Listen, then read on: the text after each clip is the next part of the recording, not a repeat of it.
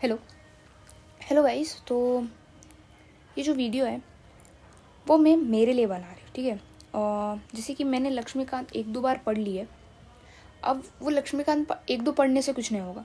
आपको उस बुक को बार बार रिवाइज़ करना पड़ेगा, इतनी बार रिवाइज़ करना पड़ेगा कि आपको कोई रात में भी उठा के बोल देना कि प्राइम मिनिस्टर ये पार्लियामेंट्री सिस्टम के फीचर्स बता, तो आपको वो आने चाहिए, ऐसा पूरा दिमाग में बैठ जाना चाहिए। तो उसके लिए एक ही रास्ता, आपको बार बार उसको रिवाइज़ करना पड़ेगा।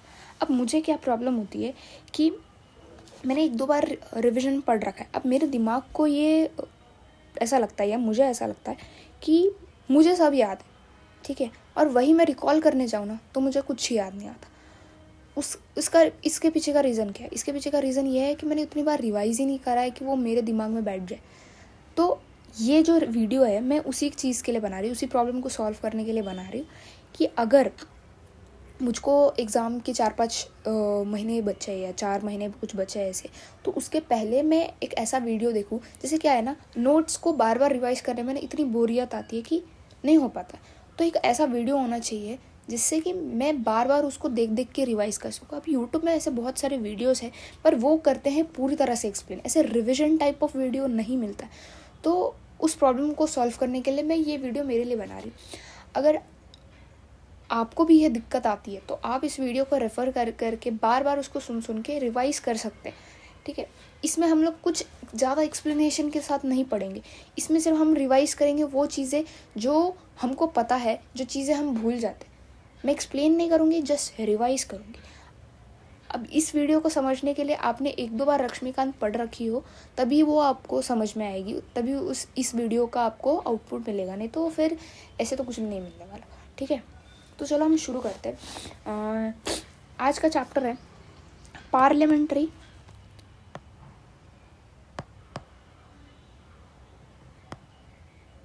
सिस्टम। तो आज हम इस चैप्टर को अच्छी तरह से रिवाइज करेंगे, ठीक है।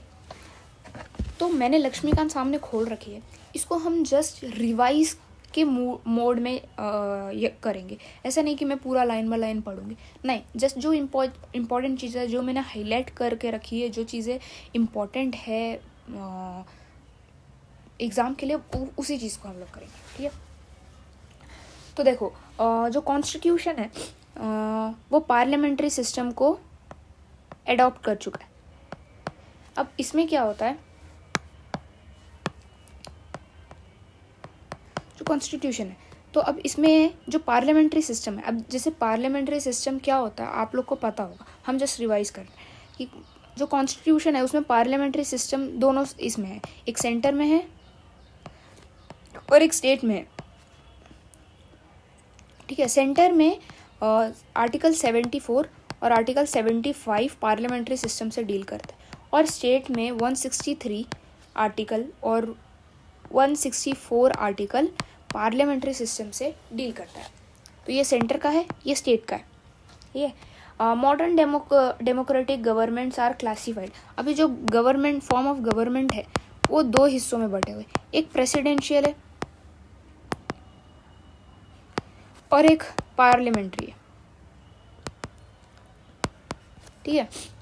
अब दो फॉर्म ऑफ गवर्नमेंट, जो पार्लियामेंट्री सिस्टम है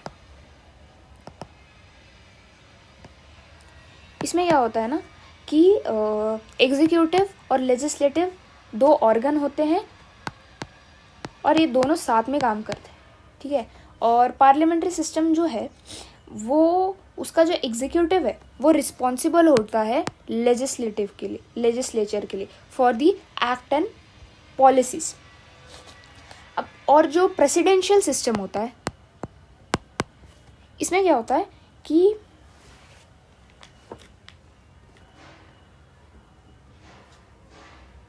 एग्जीक्यूटिव जो होता है वो रिस्पॉन्सिबल नहीं होता है लेजिस्लेटिव के लिए for the policies and acts, ठीक है। ये जो प्रेसिडेंशियल सिस्टम है इसमें रिस्पॉन्सिबिलिटी नहीं होती एग्जीक्यूटिव की टूवर्ड्स दी लेजिस्लेटिव, ये लोग इंडिपेंडेंटली काम करते हैं। सेपरेशन ऑफ पावर जो डॉक्ट्रिन है उसके बेसिस पे ये लोग काम करते हैं। पार्लियामेंट्री गवर्नमेंट इज ऑल्सो, अब पार्लियामेंट्री गवर्नमेंट को क्या क्या बोला जाता है? कैबिनेट गवर्नमेंट बोला जाता है, ठीक है, रिस्पॉन्सिबल गवर्नमेंट बोला जाता है,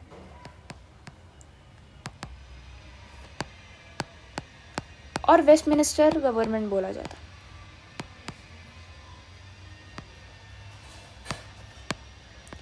तो ये 3 नाम है, ठीक है, parliamentary, cabinet government, responsible government, Westminster government, ये सारे एक ही फॉर्म ऑफ गवर्नमेंट के नाम है, ठीक है। अब कौन कौन सी कंट्रीज है जो पार्लियामेंट्री सिस्टम ऑफ गवर्नमेंट जो है उसको फॉलो करती है? तो सबसे पहले अपने इंडिया हो गया, ठीक है, ब्रिटेन हो गया, जापान हो गया, कनाडा हो गया, ठीक है।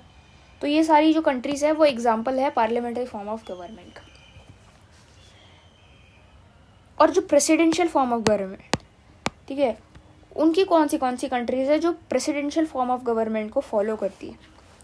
तो पहला है यूएसए, ब्राज़ील, ठीक है, रशिया, श्रीलंका, ऐसी जो कंट्रीज है वो presidential form of government use करती है। तो देखो यार, कंट्री याद होनी ज़रूरी है, ठीक है, पेपर में एक आध क्वेश्चन आ सकता है। तो इंडिया कौन सा है ये?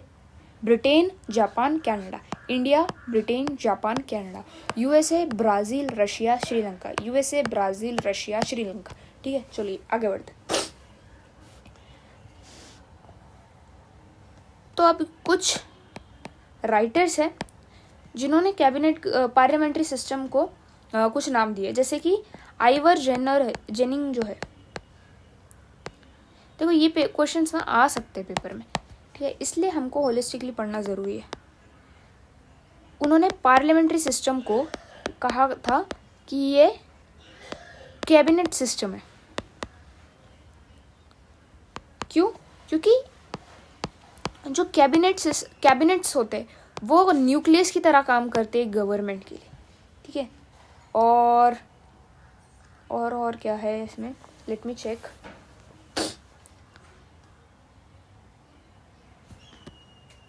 हाँ, और पीएम को ब्रिटेन में प्राइमस इंटर पेरिस ये कहा जाता है, ठीक है। तो याद रखना, ये ऐसे टर्म आ जाते और फिर ऑप्शन दे देते हैं कि यार ये किससे रिलेटेड है, तो आपको पता होना चाहिए। तो ऐसी छोटी छोटी चीज़ों को मिस नहीं करना है। चलो हम आगे बढ़ते हैं। अब ये था introduction related to parliamentary system और प्रेसिडेंशियल सिस्टम। अब हम क्या करेंगे, फीचर्स पढ़ेंगे, क्योंकि फीचर्स क्या है, इम्पॉर्टेंट है, एग्जाम में आते हैं कि feature of the parliament government के। फर्स्ट फीचर है नॉमिनल एंड रियल एग्जीक्यूटिव।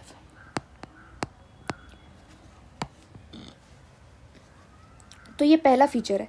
इसमें क्या होता है ना, प्रेसिडेंट जो होता है ये होता है नॉमिनल, और प्राइम मिनिस्टर जो होता है वो होता है रियल एग्जीक्यूटिव,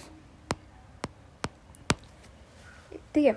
नॉमिनल जो होता है ना वो सेरेमोनियल होता है, इसको बोला जाता है डीजे और एग्जीक्यूटिव। और जो प्राइम मिनिस्टर होता है ना वो उसके पास रियल एग्जीक्यूटिव पावर होती है, तो उसको हम बोलते हैं डी फैक्टो, ठीक है। ये टर्म्स याद रखना। आगे बढ़ते हैं। प्रेसिडेंट जो होता है वो हेड ऑफ द स्टेट होता है। क्या होता है? Head of the state. और जो पीएम होता है वो हेड ऑफ द गवर्नमेंट होता है, ठीक है।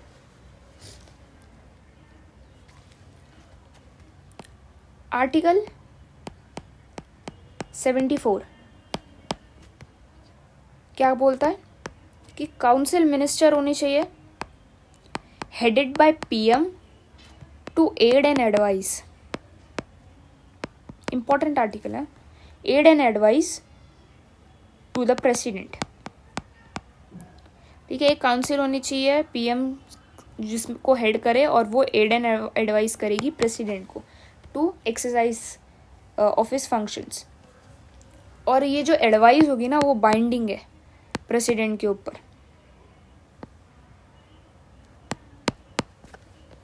ठीक है। ये फर्स्ट फीचर था। सेकंड फीचर है मेजॉरिटी पार्टी रूल। सिंपल है, मेजॉरिटी पार्टी रूल का मतलब जो पार्टी को सबसे ज़्यादा वोट्स मिले हैं लोकसभा इलेक्शन में या राज्यसभा इलेक्शन, लोकसभा ले लो एग्जांपल, तो वही पार्टी गवर्नमेंट बनाएगी। ठीक है, और इस पार्टी का जो लीडर होगा वो पीएम बनेगा। ठीक है, और ये पीएम अपॉइंट किया जाएगा बाय प्रेसिडेंट। ठीक है, तो इसमें क्या है, गवर्नमेंट वही पार्टी बनाती है जिसके पास मेजॉरिटी होती है। मेजॉरिटी जिस पार्टी के पास है वही रूल करती है। ठीक है, अब वो पार्टी सिंगल पार्टी भी हो सकती है या कोएलिशन गवर्नमेंट भी हो सकती है। तीसरा फीचर है कलेक्टिव रिस्पॉन्सिबिलिटी। कलेक्टिव रिस्पॉन्सिबिलिटी के लिए एक स्टेटमेंट बहुत इम्पोर्टेंट है।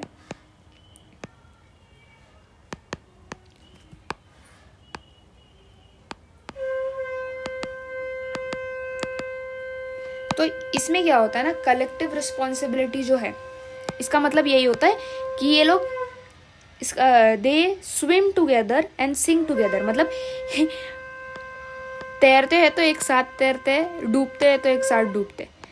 इसका मतलब क्या है, काउंसिल है, काउंसिल जो होता है वो कंप्लीटली या कलेक्टिवली रिस्पॉन्सिबल होता है टू द पार्लियामेंट। अब क्या, उस काउंसिल में 10 लोग हैं, उसमें से एक ने गलत कर दिया। ठीक है, एक ने कुछ गलत काम कर दिया, पार्लियामेंट ने बोला कि भाई हमको ये मिनिस्टर चाहिए ही नहीं, तो उसने उनके लिए बोल दिया कि हम इसके साथ नहीं है और इसको रिज़ाइन करने बोला। ठीक है, तो अब गलती एक से हुई है पर पूरी काउंसिल उसके लिए रिस्पॉन्सिबल होगी। क्या बात है, एक मिनिस्टर की गलती की वजह से पूरा नो कॉन्फिडेंस मोशन पास हो जाए और पूरी गवर्नमेंट गई। ठीक है, तो ये कलेक्टिवली होते, तैरते तो एक साथ तैरते नहीं, और डूबने का टाइम होगा तो एक साथ डूबते।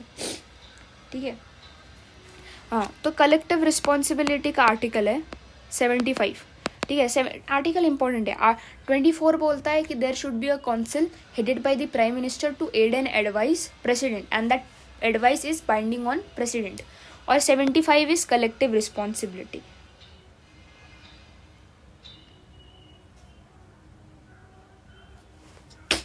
चौथा फीचर है हमारा पॉलिटिकल होमोजेनिटी।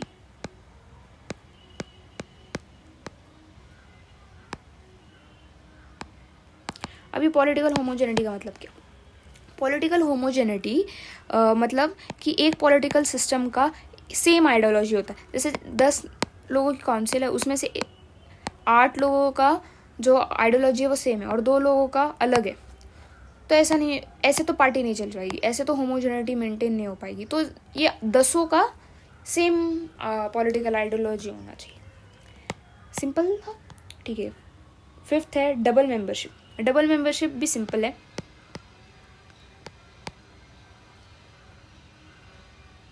इसका मतलब होता है कि जो एक मिनिस्टर होता है वो लेजिस्लेटिव का भी पार्ट होता है और एग्जीक्यूटिव का भी पार्ट होता है।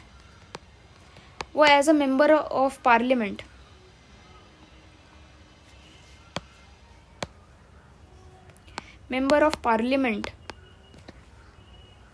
पार्लियामेंट में पार्टिसिपेट करता है, उनके डिस्कशन में पार्टिसिपेट करता है, वोट करता है। और एज अ मिनिस्टर जो भी बिल है जो पास हुआ है और बाद में एक्ट बन गया, उस एक्ट को एग्जीक्यूट करने का भी रिस्पॉन्सिबिलिटी क्या होता है, उसी मिनिस्टर के पास होता है। तो इनके पास डबल मेंबरशिप है। They are also part of legislative and executive. ठीक है, और एक पॉइंट है कि जो मिनिस्टर मेंबर नहीं है पार्लियामेंट का, तो वो क्या करेगा ना, 6 मंथ्स के अंदर उसको मेंबर ऑफ द पार्लियामेंट बनना पड़ेगा। ठीक है, वो देखो मिनिस्टर जो है ऐसा ज़रूरी नहीं है कि जो मिनिस्टर है वो मेंबर ऑफ पार्लियामेंट होना ज़रूरी है। स्टार्टिंग में जो इंसान मेंबर ऑफ पार्लियामेंट नहीं है उसके बावजूद वो मिनिस्टर बन सकता है, बट बाद में मिनिस्टर बनने के बाद उसको 6 मंथ्स में अपना इलेक्शन लड़ के मेंबर ऑफ पार्लियामेंट बनना पड़ेगा, नहीं तो उसको हटाया जा सकता है मिनिस्टर को मिनिस्ट्री से। सिक्स्थ फीचर है लीडरशिप ऑफ पीएम।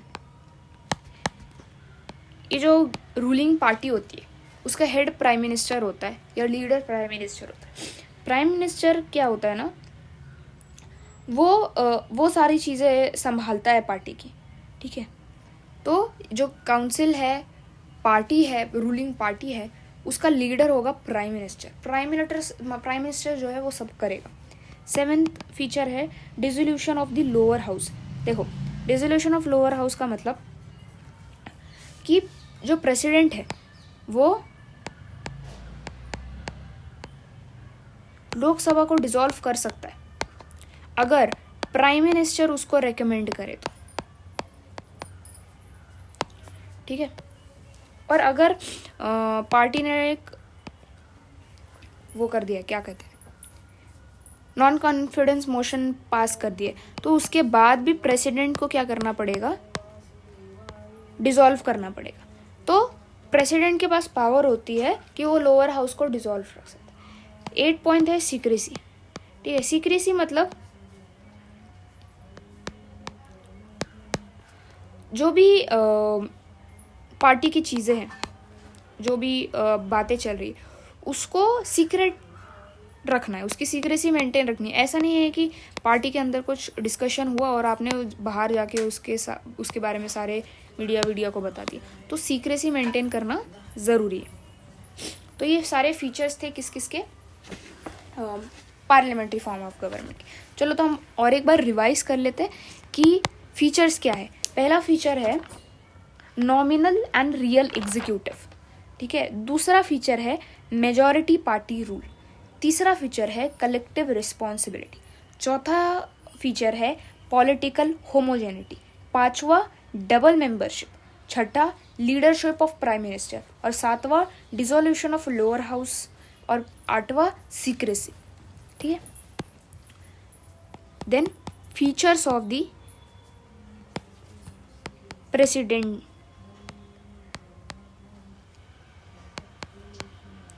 गवर्नमेंट। अब हमने पार्लियामेंट्री फॉर्म ऑफ गवर्नमेंट के फीचर्स पढ़े। अब हम क्या करेंगे, प्रेसिडेंशियल फॉर्म ऑफ गवर्नमेंट के फीचर्स पढ़ेंगे। पहला फीचर है American president is both head of the state and head of the government. जो अमेरिका का प्रेसिडेंट है वो क्या है ना, स्टेट का भी हेड है और गवर्नमेंट का भी हेड है। जैसे अपने यहाँ गवर्नमेंट का हेड प्राइम मिनिस्टर है और स्टेट का हेड प्रेसिडेंट है, वह ऐसा नहीं है, जो भी है वो प्रेसिडेंट ही करता है, ठीक है। दूसरा है फीचर है कि the president is elected by the electoral college for the fix tenure. अभी जैसे कि जो प्रेसिडेंट है उसका जो टेन्योर है ना वो फिक्स होता है। जैसे अपने यहाँ ऐसा नहीं होता है।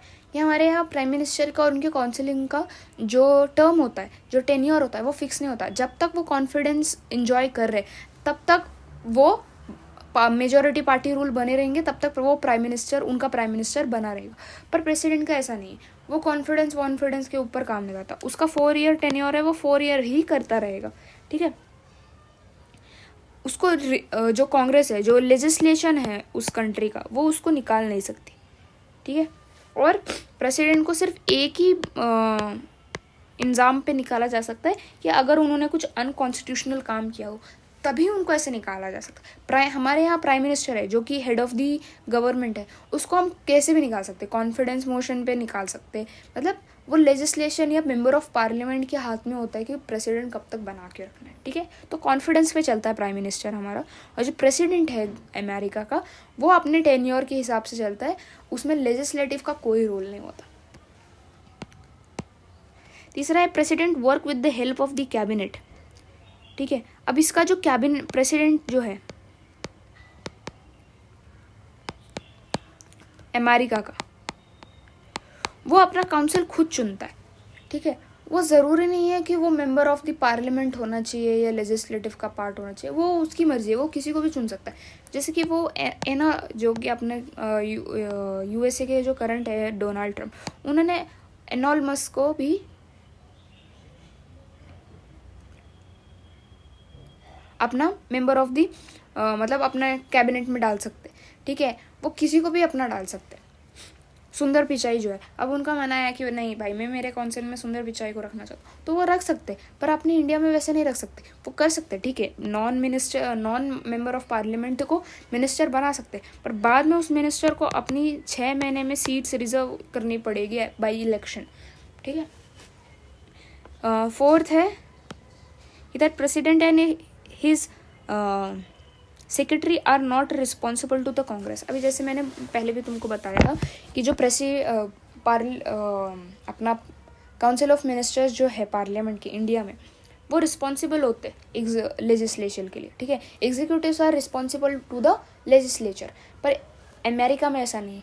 जो एग्जीक्यूटिव है वो अलग काम करती है, लेजिस्लेटिव वो अलग काम, ये एक दूसरे के लिए रिस्पॉन्सिबल नहीं है, ठीक है। छठा क्या है कि that president cannot dissolve the house of representative and the lower house of the Congress. जैसे कि अपने यहाँ हमारा प्रेसिडेंट लोअर हाउस को डिसॉल्व कर सकता है, पर वहाँ ऐसा कुछ काम नहीं कि प्रेसिडेंट नहीं डिसॉल्व कर सकता। नेक्स्ट पॉइंट है कि that doctrine of separation of power. जैसे मैंने पहले तुमको बताया कि जो प्रेसिडेंट है मतलब जो प्रेसिडेंशियल फॉर्म ऑफ गवर्नमेंट है वो सेपरेशन ऑफ पावर पे वर्क करती है, ठीक है। तो ये 4-5 फीचर्स थे, हम वापस से रिवाइज करते हैं। फर्स्ट फीचर है कि दैट प्रेसिडेंट जो है वो दोनों होता है, स्टेट का भी हेड होता है और गवर्नमेंट का भी हेड होता है, first feature. Second feature, president जो है फिक्स टेन्योर होता है।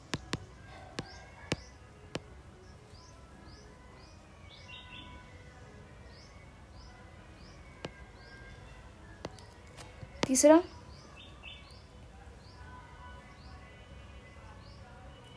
हाँ, उनका जो कैबिनेट होता है वो खुद चुन सकते हैं, ज़रूरी नहीं है कि वो इलेक्टेड ही होने चाहिए। Fourth,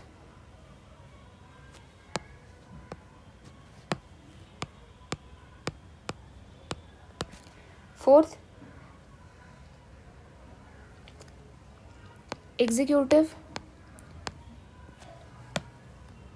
not responsible to legislature, ठीक है।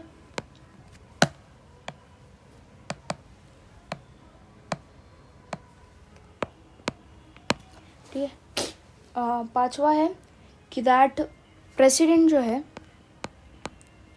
वो लोअर हाउस को डिसॉल्व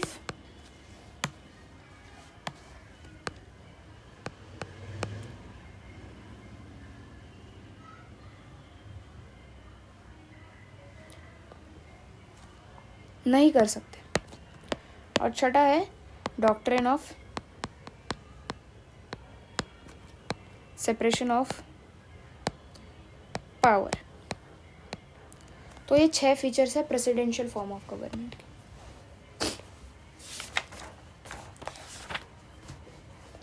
ठीक है। अब पार्लियामेंट्री फॉर्म ऑफ गवर्नमेंट जो है उसके मेरिट्स क्या, मतलब एडवांटेज क्या। पहला, हार्मोनी बनी रहती है किसके बीच में, लेजिस्लेचर के और एग्जीक्यूटिव के। दूसरा है रिस्पॉन्सिबल होती है towards the people, towards the legislature. तीसरा,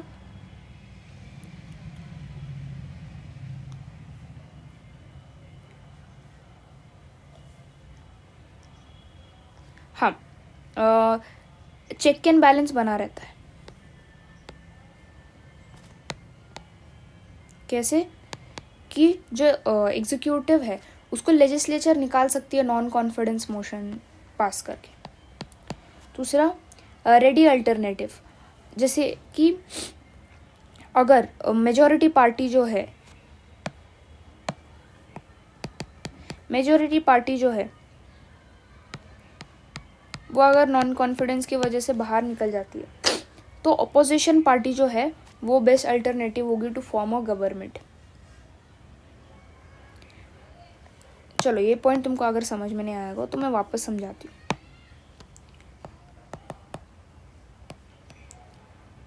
अल्टरनेटिव गवर्नमेंट क्या कि जैसे कि अगर एक मेजॉरिटी पार्टी थी, ठीक है, अब वो मेजॉरिटी पार्टी ने नॉन कॉन्फिडेंस मोशन की वजह से वो ख़त्म हो गई। तो जो अपोजिशन पार्टी है ना वो गवर्नमेंट बनाएगी। उनके उनकी क्यों? क्योंकि उनके पास नेक्स्ट बेस्ट वोट्स है, ठीक है। और इसके लिए ना न्यू इलेक्शन की ज़रूरत नहीं है, ये डायरेक्ट सक्सीड कर जाएगी उनको। नेक्स्ट है वाइड रिप्रेजेंटेशन।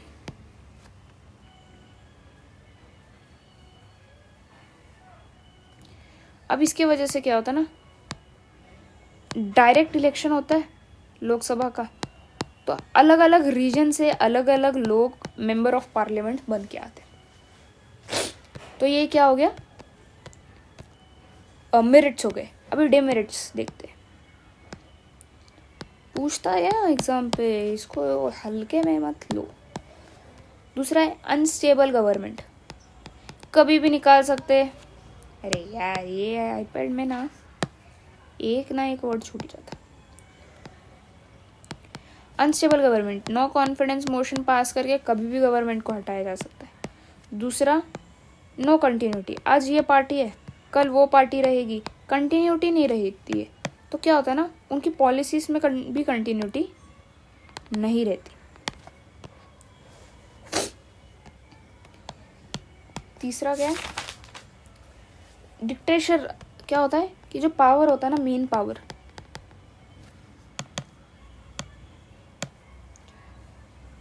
जो कैबिनेट होती है ना वो न्यूक्लियस होती है गवर्नमेंट का, तो सारे भी जो काम होते हैं ना वो उनके कंट्रोल में होते हैं, तो इनकी डिक्टेटरशिप बन सकती है। दूसरा है ये अगेंस्ट सेपरेशन ऑफ पावर का जो रूल है, जो डॉक्ट्रिन है, उसके अगेंस्ट काम करते हैं, उसको लेके नहीं चलते। ये लोग मिक्स चलते सब, कोई सेपरेशन ऑफ पावर नहीं। तो वापस से हम लोग फीचर्स, मेरिट्स, डिमेरिट्स वापस से रिवाइज कर लेते हैं। देखो लक्ष्मीकांत में ना एक टेबल दिया हुआ है 12.1, वो एक रिवीजन के लिए अच्छा टेबल हो सकता है। तो फीचर्स क्या है, ड्यूअल एग्जीक्यूटिव, नॉमिनल और रियल एग्जीक्यूटिव है, मेजॉरिटी पार्टी रूल है, कलेक्टिव रिस्पॉन्सिबिलिटी है, पॉलिटिकल होमोजेनिटी है, डबल मेंबरशिप है, लीडरशिप ऑफ प्राइम मिनिस्टर है, डिसोल्यूशन ऑफ लोअर हाउस है और फ्यूजन ऑफ हाउस है। मेरिट्स क्या है, harmony between legislature and executive, responsible government, prevent, ठीक है,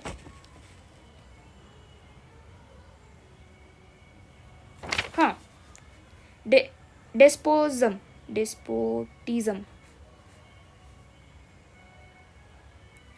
प्रिवेंट डेस्पोटिज्म मतलब डिक्टेटरशिप प्रिवेंट करती है, और वाइड रिप्रेजेंटेशन है। डिमेरिट्स क्या है, अनस्टेबल गवर्नमेंट है, नो कंटिन्यूटी ऑफ पॉलिसीज है, अगेंस्ट सेपरेशन ऑफ पावर है और गवर्नमेंट अमेच्योर्स है, ठीक है। प्रेसिडेंशियल फॉर्म ऑफ गवर्नमेंट्स के मेरिट्स क्या है, उल्टा ही होंगे, एक को याद करोगे ना तो दूसरा याद हो जाएगा।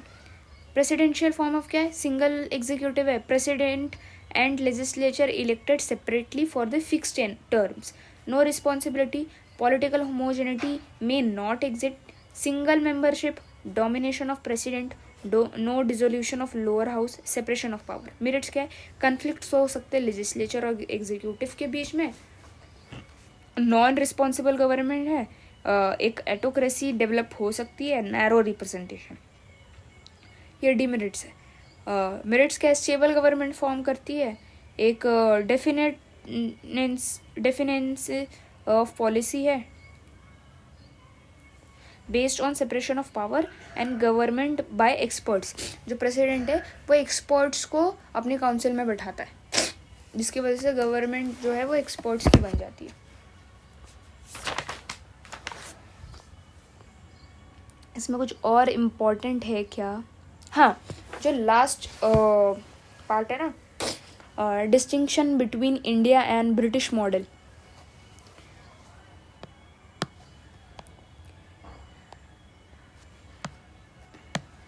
Difference between Indian and British model. Models लिखा है मेरी लक्ष्मीकांत, मॉडल्स.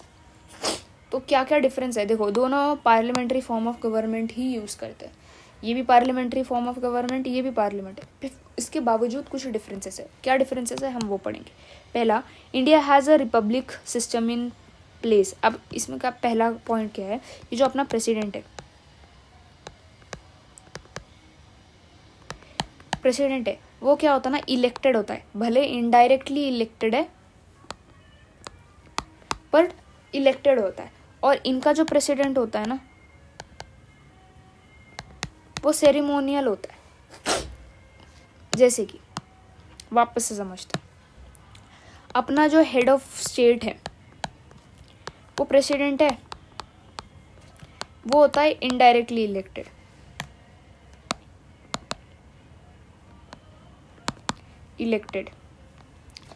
इनका जो हेड ऑफ द स्टेट है ना, वो होता है किंग. ये सेरेमोनियल है, नो इलेक्टेड मेंबर. ये इलेक्टेड नहीं होता. ठीक है, ये अपना हेरिडिटी की वजह से, अपने खानदान की वजह से हेड ऑफ द स्टेट बनता है. ये एक डिफरेंस है कि दैट इंडिया जो है ना वो रिपब्लिक है. रिपब्लिक का मतलब क्या होता है? इंडिया को रिपब्लिक क्यों कहा जाता है? क्योंकि उनका जो हेड ऑफ द स्टेट है ना वो इलेक्टेड है. ये रिपब्लिक नहीं है, ये डेमोक्रेटिक होगी, मतलब डेमोक्रेटिक है पर ये रिपब्लिक नहीं है. क्यों? क्योंकि उनका head of the state elected नहीं है, वो मोनार्की है, मतलब वो हेरिडिटी फॉलो करती है. दूसरा फीचर है कि British system is based on the doctrine of sovereignty of parliament. जो ब्रिटिश है ना, इनके होता है पार्लियामेंट जो होती है वो पावरफुल होती है. यहाँ सुप्रीमेसी ऑफ पार्लियामेंट है. इनके यहाँ कहा जाता है कि दैट ब्रिटिश पार्लियामेंट ना बस औरत को, एक फीमेल को मेल नहीं बना सकती और एक मेल को फीमेल नहीं बना सकती. इसके अलावा ये सब बदल सकती है, ऐसा कहा जाता है. और अपने इंडिया में जो है,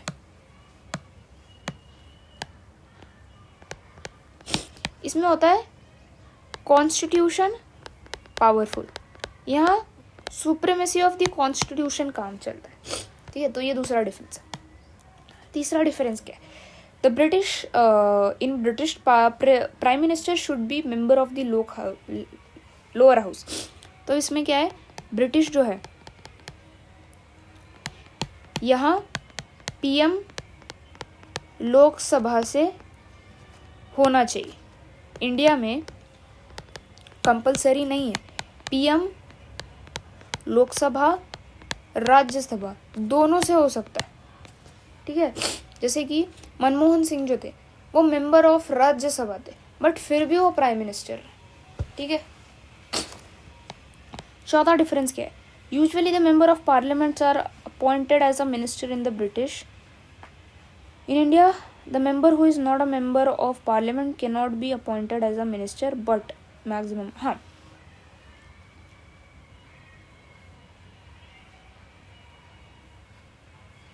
हाँ, जैसे ब्रिटिश में है ना, आपको काउंसिल का पार्ट होना है तो आपको मेंबर ऑफ पार्लियामेंट ज़रूरी है, बनना ज़रूरी है. पर इंडिया में वैसा नहीं है. इंडिया में ज़रूरी नहीं है. इंडिया में आप काउंसिल का part without member of parliament भी हो सकते हैं. बस आपको 6 months में अपना सीट्स रिजर्व करना पड़ेगा. ठीक है, ये चौथा डिफरेंस था. पांचवा डिफरेंस क्या है? पांचवा डिफरेंस है कि British has the system of legal ability of the minister while in no such in system in India. हाँ, तो ये क्या होता है ना,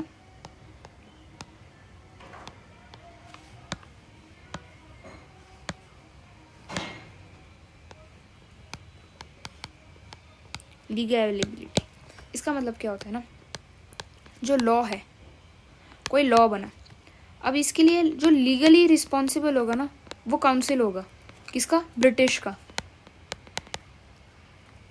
किंग साइन कर देगा, वो चेक नहीं करेगा। अगर उस बिल में कोई भी खराबी हुई तो फिर किंग रिस्पॉन्सिबल नहीं होगा, मिनिस्टर्स रिस्पॉन्सिबल होगा।